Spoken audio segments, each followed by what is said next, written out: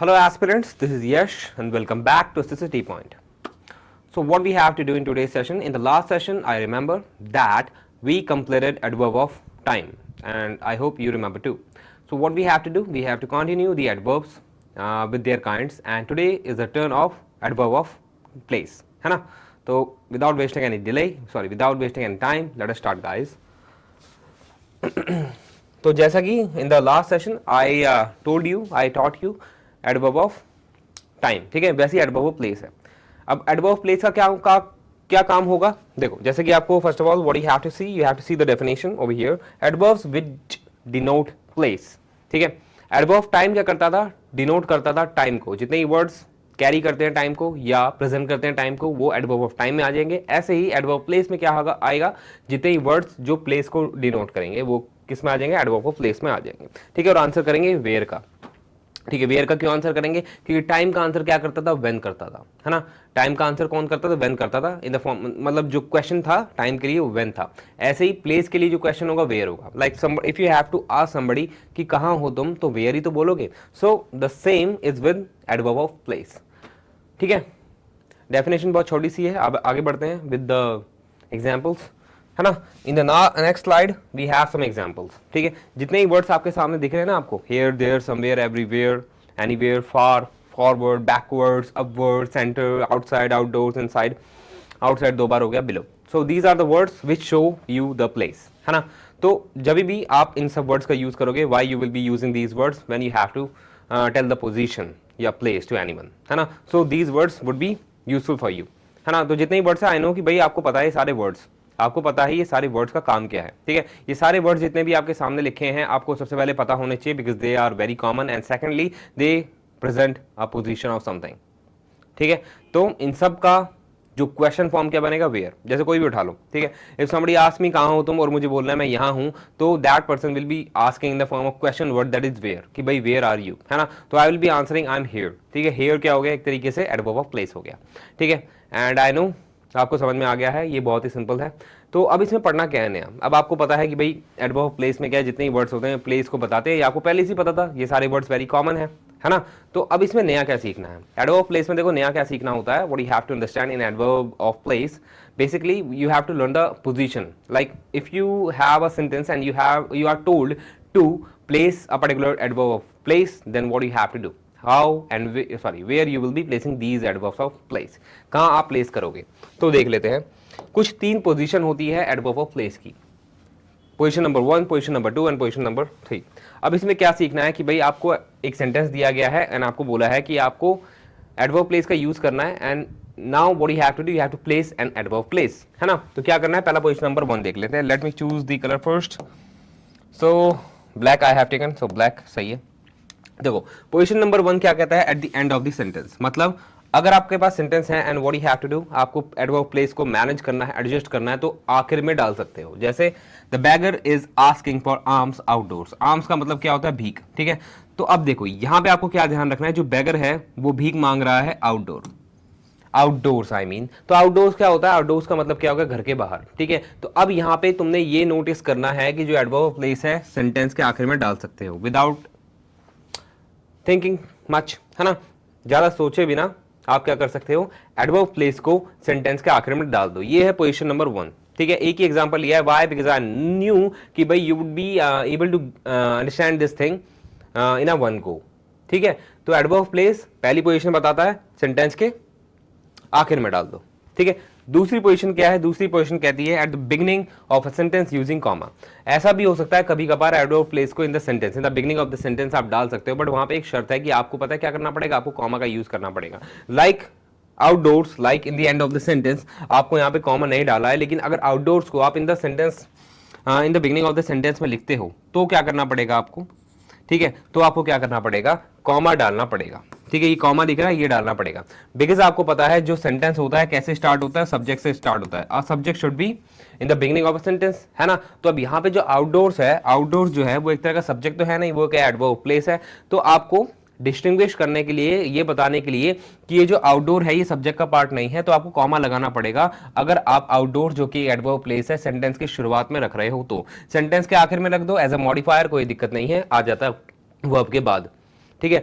Mostly जो adverb place होता है या जितने भी एडवर्ब प्लेस, एडवर्ब टाइम भी होता है कभी कभार, तो वो जो है सेंटेंस के आखिर में आते हैं। लेकिन ऐसा भी आप कर सकते हो, एडवर्ब प्लेस को सेंटेंस के बिगनिंग में रख दो, बट वहां पे शर्त है कि आपको कॉमा का यूज करना पड़ेगा।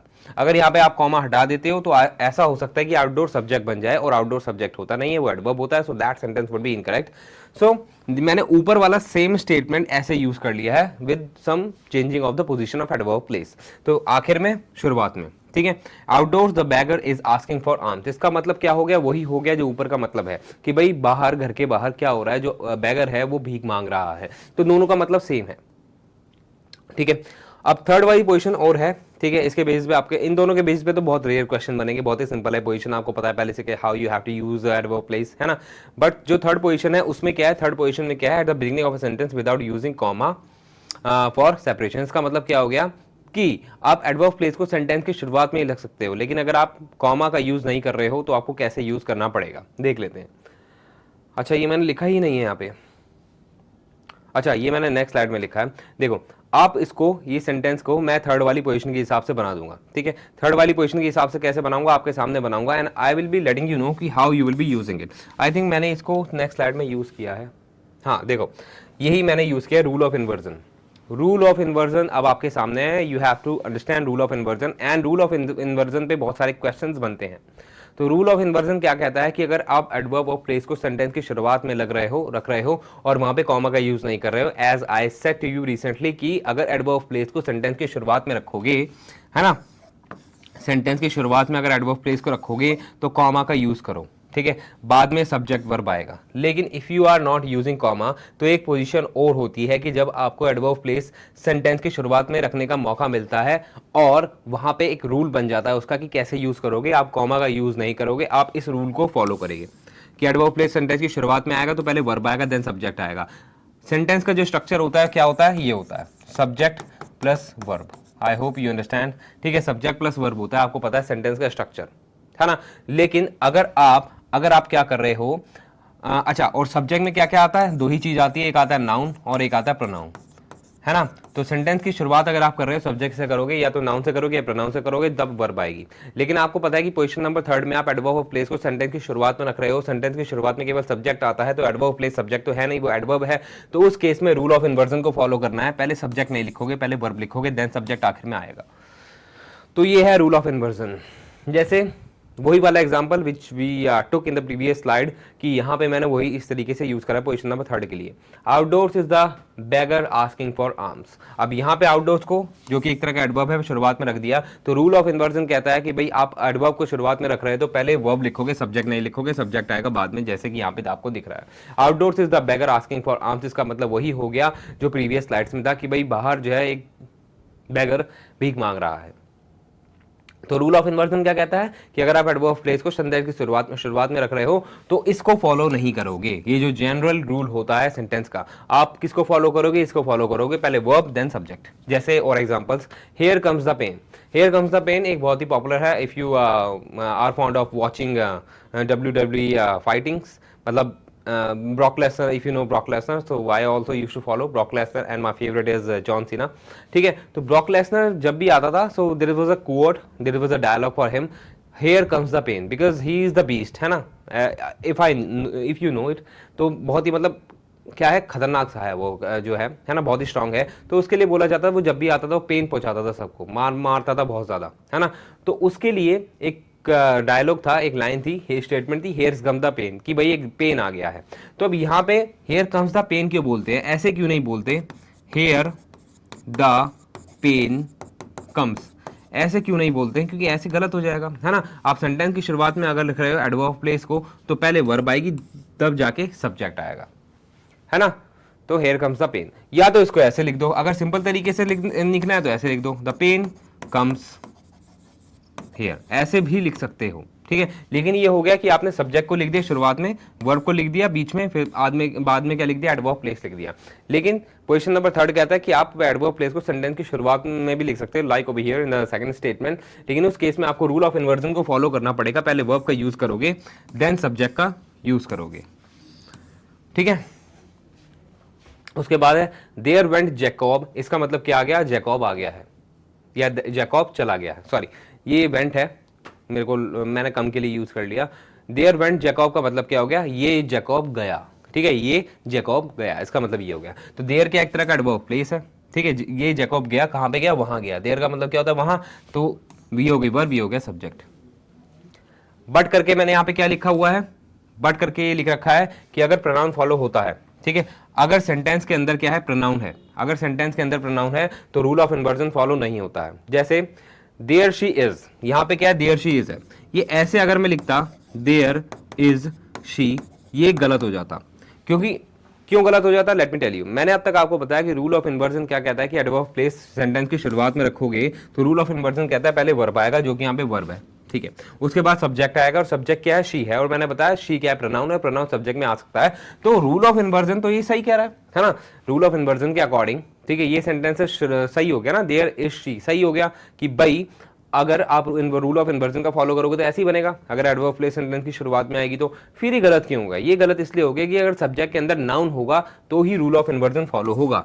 अगर सब्जेक्ट के अंदर प्रोनाउन होगा लाइक शी तो रूल ऑफ इन्वर्जन फॉलो नहीं करोगे, आप सिंपल लिखोगे देयर शी इज, यानी कि वर्ब बाद में आएगी और सब्जेक्ट पहले आएगा, ठीक है। तो ये रूल ऑफ इन्वर्जन अप्लाई नहीं होता है प्रोनाउन के केस में एज अ सब्जेक्ट, ठीक है। अगर मैं शी की जगह लिख देता, सपोज करो लिख देता रोजी, ठीक है, तो ये बन जाता, क्या बन जाता, देयर इज रोजी, तब ये सही रहता, देयर इज रोजी फिर सही हो जाता, ठीक है, क्योंकि वहां पे मैंने नाउन को यूज करा एज अ सब्जेक्ट। लेकिन अगर मैं एज अ सब्जेक्ट प्रोनाउन को यूज कर रहा हूं, so you have to write the sentence like over here like this, ठीक है, there she is, then rule of inversion will not be followed. Here we go, सुना होगा, here we बोलते हैं ना, हियर वी गो, चलो चले, या हम चले, हियर वी गो, ठीक है। तो हियर वी गो बोलते हैं, हियर गो भी नहीं बोलते, why, because of the presence of pronoun as a subject in a statement, ठीक है। Here then pronoun then verb, here we go, ठीक है। आई होप समझ में आ गया होगा। तो इतना ही है रूल ऑफ इन्वर्जन में। Rule of inversion is asked many times in the examination. तो एडवर्ब प्लेस में इतना ही पढ़ना था, ठीक है, इतना ज्यादा नहीं है। जैसे एडवर्ब मैनर की इतनी सारी पोजीशंस होती है ना, एडवर्ब प्लेस में इतनी ज्यादा पोजीशन नहीं होती, 3 पोजीशन होती है, जिसमें थर्ड इंपॉर्टेंट है रूल ऑफ इन्वर्जन, ठीक है। तो इतना ज्यादा नहीं पढ़ना है एडवर्ब प्लेस में, it is very simple and very short also, ठीक है। अब कुछ ऐसे वर्ड्स जो आपके काम आ सकते हैं कि एडवर्ब प्लेस बनता कैसे है। बहुत सारे एडवर्ब्स कैसे बनते हैं, जब आप क्या कर दोगे, कंबाइन कर दोगे किसको, एक सेकेंड, प्रपोजिशन को और एडजेक्टिव को। यानी कि बहुत सारे एडवर्ब प्लेस कैसे बनते हैं, प्रपोजिशन और एडजेक्टिव के कॉम्बिनेशन से बनते हैं, ठीक है, समझ में आ गया होगा। तो प्रपोजिशन क्या होता है, अच्छा यहाँ पे इसे कंफ्यूज मत होना, ये ए है, ब्रॉड है, यहाँ पे ए का मतलब ऑन होता है, छोड़ो, अब मैं आपको बता देता हूँ, रुको गिव मी अ मोमेंट।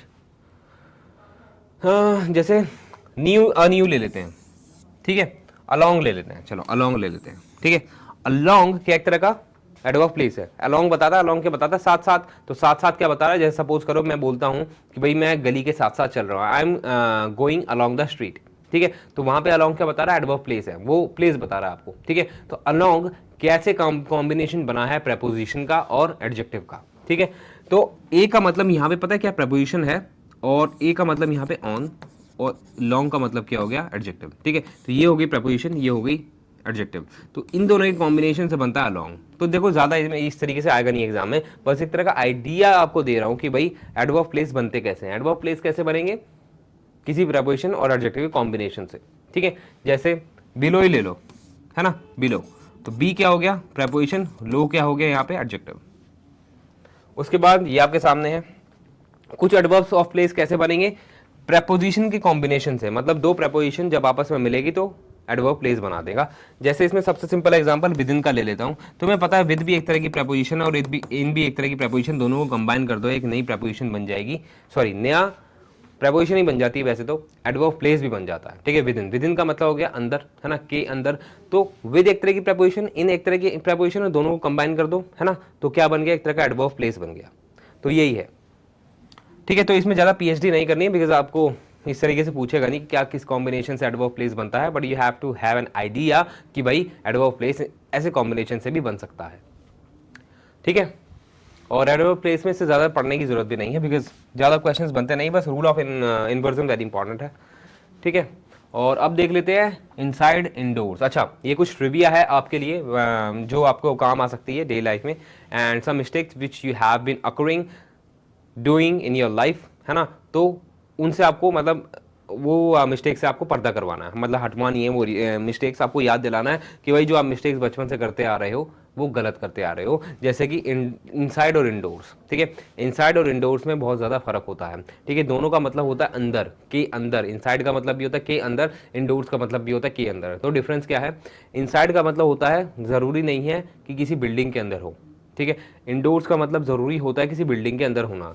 अगर आप किसी घर के अंदर हो, किसी हॉल के अंदर हो, ठीक है, जहाँ पे एक तरह का बिल्डिंग हो, एक तरह का एनक्लोजनेस हो, तो वहाँ पे आप इंडोर का यूज़ करोगे, ठीक है। और इनसाइड का मतलब आप बिल्डिंग के लिए भी यूज़ कर सकते हो, और कोई ऐसी चीज़ जिसमें केवल अंदर बताना हो, बिल्डिंग की बात ना हो, तो वहाँ पे आप इनसाइड का यूज़ कर सकते हो, ठीक है। एग्जांपल के बता देता हूँ, सपोज करो कि मैं बोलता हूँ कि भाई वाटरमेलन के अंदर क्या होता है, वाटरमेलन के अंदर क्या होता है, तो वहाँ पे इंडोर का यूज़ करूँगा, इनसाइड का यूज़ करूँगा, इनसाइड का यूज़ करूँगा। तो आई होप आप इससे समझ गए होंगे कि इनसाइड जो है के अंदर किसी भी चीज़ के अंदर हो सकता है, लेकिन जो इंडोर्स होता है वो केवल बिल्डिंग के अंदर होता है, बिल्डिंग के अंदर के लिए यूज होता है, ठीक है। तो दोनों के बीच में छोटा सा डिफरेंस है, which I wanted to let you know, ठीक है, ताकि आप आगे कोई गलती ना करो। आई नो कि इसके इन चीज़ों के बारे में बहुत कम सिखाया जाता है स्कूल्स वगैरह में, लेकिन इट इज़ वेरी इंपॉर्टेंट। उसके बाद है नियर और near by, sorry near by नहीं, नियरली। नियर और नियरली के बीच में भी डिफरेंस होता है। जो नियर होता है वो एडवर्ब होता है, और नियरली क्या होता है, ये भी एडवर्ब होता है, दोनों ही एडवर्ब होते हैं, लेकिन दोनों का काम थोड़ा सा डिफरेंट होता है। क्या डिफरेंट होता है, नियर केवल वर्ब को मॉडिफाई करेगा, वर्ब को मतलब कोई एक्शन आप कर रहे हो तो नियर का यूज होगा। आई होप दोनों की हिंदी आपको पता होगी, दोनों की हिंदी क्या होती है, पास में। और नियरली जो होता है वो एडजेक्टिव को मॉडिफाई करता है, ठीक है। जैसे एग्जांपल कम नियर, ठीक है, कम नियर मतलब मेरे पास आ जाओ, ठीक है, पास में आओ, ठीक है, पास में आओ, कम नियर पास में आओ। तो वहां पे कम क्या एक तरह का एक्शन शो कर रहा है, तो जब कोई एक्शन शो करेगा और उसमें आपको यूज करना है एक ऐसा वर्ड जो पास में आने के लिए, तो नियर का यूज करोगे, नियरली का यूज नहीं करोगे, ठीक है। और नियरली एडजेक्टिव को मॉडिफाई कैसे करेगा, क्योंकि मैंने आपको बताया था एडवर्ब्स एडजेक्टिव को ही मॉडिफाई करते हैं। तो उस केस में अगर कोई एडजेक्टिव है उसको मॉडिफाई कराना है तो वहां पे नियर का यूज नहीं होगा, नियरली का यूज होगा। जैसे ही इज नियरली अस्लीप, अब यहाँ पे इसका मतलब क्या हो गया कि भाई वो ऑलमोस्ट, नियरली का मतलब क्या था, ऑलमोस्ट सोने वाला है या सो रहा है, ठीक है, या नींद में है, ठीक है, कुछ भी मान सकते हो। तो यहाँ पे क्या अस्लीप क्या होता है, एक तरह का एडजेक्टिव होता है, तो यहाँ पे इसको मॉडिफाई कर रहा है, और नियर किसको मॉडिफाई करना है, नियर कम को मॉडिफाई कर रहा है। तो दोनों के बीच में कॉन्क्लूसिवली यही डिफरेंस है कि नियर मॉडिफाई करेगा, दोनों ही एडवर्ब है, नियर भी एडवर्ब है और नियरली भी एडवर्ब है। नियर मॉडिफाई करता है एक्शन को, वर्ब को, लेकिन नियरली मॉडिफाई करता है एडजेक्टिव को, which shows your character and quality, ठीक है। तो ही इज नियरली अस्लीप का मतलब क्या हो गया, अस्लीप का मतलब क्या होता है, नींद में। तो नियरली का मतलब क्या था, ऑलमोस्ट, है ना, दोनों के बीच में डिफरेंस है, हिंदी में भी डिफरेंस है। इसका मतलब क्या होता है, पास में, इसका मतलब था ऑलमोस्ट, है ना। तो ही इज नियरली अस्लीप का मतलब क्या हो गया कि बस वो नींद में है या ऑलमोस्ट नींद में है, ठीक है। और कोई एग्जांपल दूं इसका कोई आपको, जैसे एक और example, she is nearly beautiful, ठीक है। इसका मतलब क्या हो गया, अगर मैं बोलता, अगर इसको नियरली को हटा दो, अगर मैं बोलता शी इज़ ब्यूटीफुल, इसका मतलब क्या होगा, हो जाता कि भाई वह सुंदर है।